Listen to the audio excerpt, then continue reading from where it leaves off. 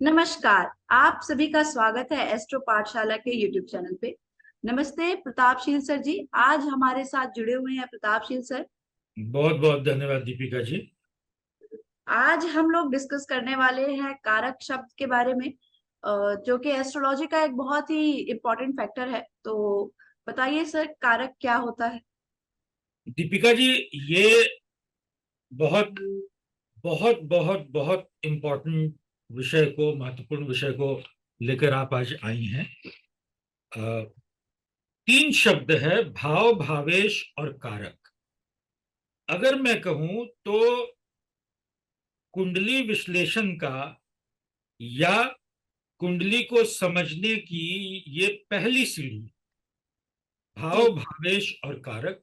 ये जितने भी क्लासिकल्स हैं, या पराशर ऋषि ने लिखा हो, या सर्वार्थ चिंतामणि में हो, या वराह मिहिर जी ने लिखा हो, सब में भाव, भावेश, कारक की चर्चा है। तो कुंडली में 12 भाव होते हैं, 12 राशियां होती हैं, 9 ग्रह होते हैं। इन्हीं के आधार पर कुंडली का विश्लेषण होता है। अब ये ऐसे तो बड़ा सिंपल लगता है कि कारक क्या है, लेकिन उसका उपयोग कैसे किया जाएगा, उसको देखा कैसे जाएगा, और उससे चीजों की क्वालिटी और क्वांटिटी कैसे समझी जाएगी, ये बहुत थोड़ा सा गूढ़ विषय हो जाता है। तो जितने भी भाव हैं, 12 भाव, हर भाव का एक कारक होता है। कारक शब्द मैं आपको यहीं पे बता दूं कि कारक शब्द अलग अलग अर्थों में प्रयोग किया जाता है। पहला, जो 12 भाव हैं, हर भाव के कुछ कारक होते हैं। जी। हर भाव के कुछ कारक होते हैं, मतलब उस भाव से मुझे क्या क्या प्राप्ति हो सकती है। जी। जैसे अगर मुझे आ, किसी के संतान के बारे पता करना है, तो मुझे उसकी कुंडली का पंचम भाव देखना पड़ेगा। तो पंचम भाव का कारक क्या है? संतान है। मतलब पंचम भाव कर क्या रहा है? कारक को सिंपल वर्ड में समझे कि ये कर क्या रहा है। तो पंचम भाव का कारक संतान है, और पंचम भाव के और भी बहुत से कारक हैं। हर भाव के बहुत से कारक। तो एक तो हुआ कि भाव का कारक क्या है। दूसरा, ग्रह का कारक क्या है। जैसे हम बोलते हैं कि शनि दुख देने वाले ग्रह हैं, या शनि मृत्यु देने वाले ग्रह हैं। जी। मतलब दुख और मृत्यु शनि की कारक वस्तुएं हैं। जी। ठीक है? या जैसे आपने सुना होगा कि शनि के लिए लोहे का दान किया जाता है। जी। जी। तो लोहा शनि की कारक वस्तु। तो एक हो गया भाव के कारक, कि भाव किन किन चीजों को दे रहा है। दूसरा, ग्रह के कारक, कि ग्रह किन किन चीजों को सिग्निफाई कर रहे हैं, बता रहे हैं। तीसरा, कि हर भाव से अब जो चीजें आ रही हैं, उसको गवर्न करने के लिए, हर भाव से जो चीजें आ रही हैं उसको गवर्न करने के लिए, या उसको अवेलेबल कराने के लिए हम्म। ग्रह की जिम्मेदारी होती है। उस ग्रह को उस भाव का कारक कहा जाता है। तो दीपिका जी, मैं ना एक कुंडली शेयर करता हूं स्क्रीन पे, जी। और उसके माध्यम से जब हम लोग बात करेंगे, तो हमारे दर्शकों को और हमारे बहुत सारे विद्यार्थियों को जो लगातार जुड़े रहते हैं और हमारे नए नए कोर्स में आते रहते हैं, या पुराने छात्र भी, उनको फायदा होगा। जी, ये तो बहुत अच्छा रहेगा। जी। तो ये वाली कुंडली आपको दिख रही है? जी। एक स्क्रीन शेयर हो रहा होगा। जी। जी। तो दिख रहा है। दीपिका, जैसा जैसा आपको भी पता है, ये हाउस ये पहला हाउस कहलाता है, और जी। इसको लगन बोलते हैं, ये असेंडेंट। अब तो मतलब ये हाउस क्या हुआ? ये पहला भाव हो गया। मैंने तीन शब्द शुरू में कहे थे: भाव, भावेश और कारक। जी। तो ये पहला भाव हो गया। अच्छा। अब यहाँ पर बैठी हुई है मिथुन राशि। तो मिथुन हम्म। राशि के स्वामी बुध होते हैं, आपको भी पता है। तो हम्म। बुध क्या हो गए, पहले भाव के स्वामी हो गए इस कुंडली में, तो वो भावेश हो गए।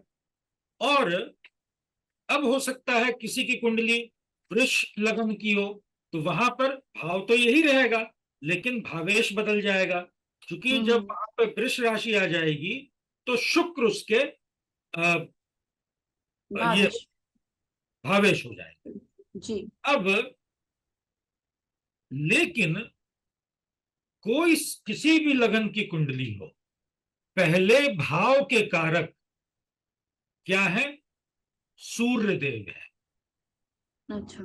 तो पहले भाव के कारक सूर्य देव हैं, मतलब सूर्य देव की जिम्मेदारी है कि हम्म। पहले भाव से जो जो चीजें आती हैं, जैसे पहले भाव से क्या क्या चीजें आती हैं, पहले भाव से हमारा स्वास्थ्य आता है, पहले भाव से हमारी सोच आती है, पहले भाव से हमारा व्यक्तित्व आता है, पहले भाव से हमारी बुद्धि आती है, पहले भाव से हमारा विवेक आता है, पहले भाव से हमारा इम्यूनिटी सिस्टम आता है, पहले भाव से हमारा शरीर आता है, और भी बहुत सारी चीजें आती हैं। अच्छा। तो ये सभी चीजें ये सभी चीजें इस कुंडली के व्यक्ति को कैसी प्राप्त होंगी, कैसी प्राप्त होंगी, मतलब उसकी क्वालिटी क्या होगी और क्वांटिटी क्या होगी। ठीक है। तो जी ये जी। ये जिम्मेदारी है कारक की, कारक की। अच्छा। जिम्मेदारी है, मेन जिम्मेदारी है कारक की, कि उस भाव से आने वाली चीजों को अवेल कराना। तो अब क्या हो गया कि पहले भाव के कारक कौन हुए, सूर्य हुए। तो अब हम क्या देख रहे हैं कि इस कुंडली में पहले भाव के कारक जो सूर्य हैं वो कहां बैठे हैं, वो तीसरे भाव में बैठे हैं। ठीक है, अच्छा। ये तीसरे भाव में बैठे हैं। और तीसरे भाव में किस स्थिति में बैठे हैं ये समझना जरूरी है। तो ये मंगल के साथ हैं, ये केतु के साथ हैं। लेकिन एक पॉजिटिव पॉइंट क्या है, या सबसे पॉजिटिव पॉइंट है कि ये अपनी राशि में बैठे हैं। अच्छा। आपको पता है दीपिका जी, सिंह राशि सूर्य की अपनी राशि है। अच्छा। ये स्व राशि में बैठे हैं, अपनी राशि में बैठे हैं। और अपनी राशि में बैठा कोई भी ग्रह बलवान हो जाता है। तो जब कारक बलवान हो गया तो अब उसकी जिम्मेदारी क्या है, जिस भाव का कारक है उसकी चीजों को अच्छे से प्रदान करना। तो जब पहले भाव का कारक बलवान है तो पहले भाव से आने वाली चीजों को अच्छे से लेकर जीवन में आएगा। मतलब इस व्यक्ति का स्वास्थ्य, इस व्यक्ति की सोच, इस व्यक्ति की आगे बढ़ने की प्रवृत्ति, जी। इस व्यक्ति का विवेक, ये अच्छा हो। ठीक है। इसी तरह इसी तरह दीपिका जी, हर भाव के कारक ग्रह होते हैं। जैसे जी। पहले का सूर्य हो गए, दूसरे के गुरु हो गए, तीसरे के मंगल हो गए, ऐसे करके सभी ग्रहों भावों के कारक। अब जब हम लोग आगे बढ़ते हैं कारकों को समझने में, तो फिर ये समझते हैं कि हर भाव के सिर्फ एक ही कारक नहीं होते हैं। एक तो प्राइमरी कारक हो गया, एक तो प्राइमरी कारक हो गया। जैसे मान लीजिए मैं इस घर में सबसे बड़ा हूं, जी। मैं इस घर का मालिक हूं। हाँ जी। ठीक है, इस घर का सर्वे सर्वा हूं। आमतौर पे पिता दादा जो भी हैं वो घर के सर्वे सर्वा होते हैं। लेकिन अब क्या है कि एक रूम मेरी बेटी का है, एक रूम मेरे बेटा का है। तो बेटी वाले रूम का मालिक कौन हो गया, बेट। बेटी हो गई। बेटे वाले रूम का मालिक बेटा हो गया। तो एक हुआ प्राइमरी कारक, हम्म। तो उस भाव से आने वाली सभी चीजों को देख रहा है, सभी चीजों की जिम्मेदारी है। लेकिन अब उस भाव से बहुत सारी चीजें आ रही हैं, तो अलग अलग चीजों के लिए अलग अलग कारक भी हो जाते हैं, उनको बोलते हैं सेकेंडरी कारक। तो हर भाव के दो प्रकार के कारक होते हैं। एक प्राइमरी कारक, जिसको आमतौर पे बेसिक एस्ट्रोलॉजी में विद्यार्थियों को बताया जाता है, और जिसको आमतौर पे उसी लेवल तक ज्यादा लोग इस्तेमाल करते हैं।